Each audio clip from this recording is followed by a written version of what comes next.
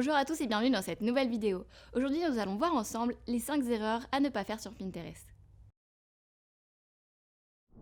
Pinterest se pose aujourd'hui comme l'un des meilleurs outils pour faire parler d'une marque, pour amener un bon trafic sur un site web ou pour faire connaître un blog. Cependant, la plupart des utilisateurs, dont les professionnels, n'arrivent pas à le cerner totalement. Voici les erreurs les plus fréquentes commises par les détenteurs de comptes pro. Épingler trop de contenus qui ne sont pas les siens.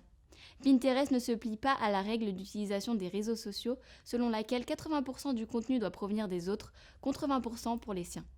En effet, Pinterest n'est pas seulement un réseau social, mais également un moteur de recherche visuel.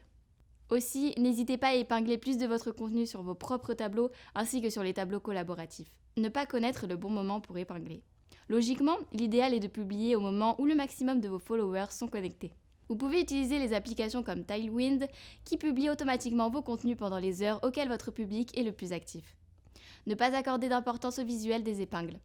Nombreux sont les professionnels qui négligent le visuel des épingles. Photos de mauvaise qualité, images au mauvais format, couleurs fades ou encore typographie difficilement lisible du texte.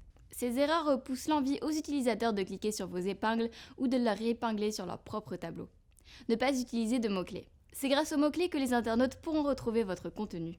Ne négligez pas leur utilisation pour votre profil et surtout pour la description de vos épingles et des tableaux. Et pour finir, être trop peu engagé dans les tableaux collaboratifs. Les tableaux collaboratifs gérés par plusieurs administrateurs permettent d'apporter beaucoup de trafic s'ils sont bien utilisés.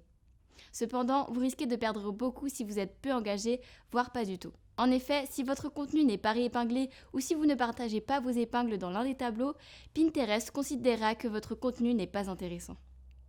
Vos autres épingles en paieront le prix fort en apparaissant de moins en moins dans les résultats de recherche. Si cette vidéo vous a plu, n'hésitez pas à aimer et à vous abonner à notre chaîne. Je vous dis à bientôt dans une prochaine vidéo.